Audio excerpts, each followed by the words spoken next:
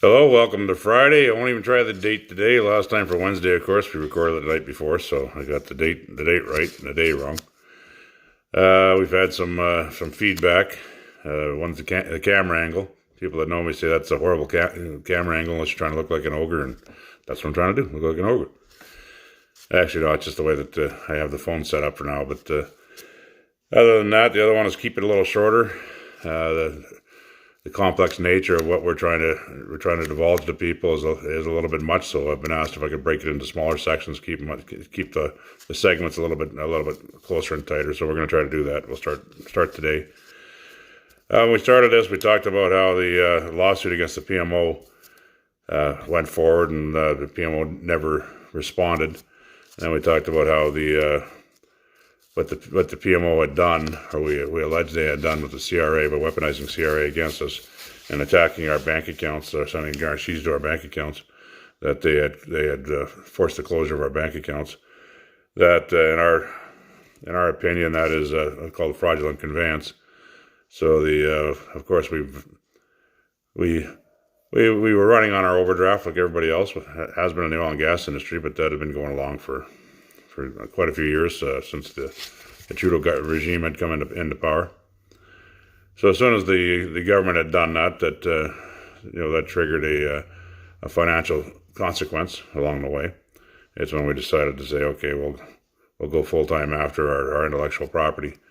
The bank is kind of complicit in all of that because the bank was in full knowledge of what was going on from the May 23rd letter forward. So I had a conversation with their lawyer the other day when they sent me a letter, and I'd phoned him up and had a conversation with him. He had a hard time believing that nobody from the government would respond. So today I'm sending him a copy of the lawsuit against the PMO. One of the reasons I'm doing that is because it's informational for them, but as lawyers, they have a difficult time believing that we could do something that they didn't do.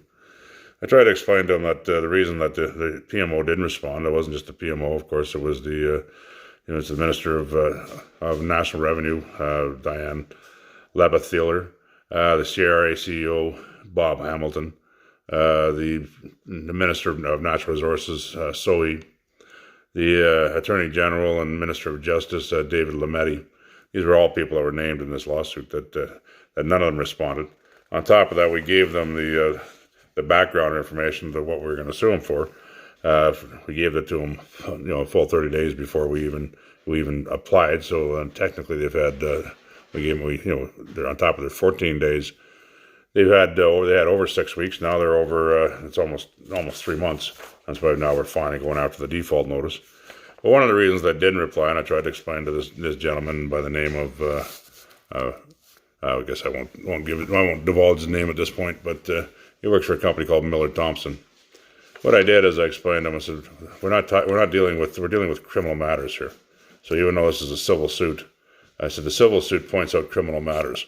Now, the other day we were talking about a gentleman who has gone out and sued the PMO over a criminal, over the criminal liabilities, primarily extending to his trip to the Aga Khans Islands and some of his other criminal intents.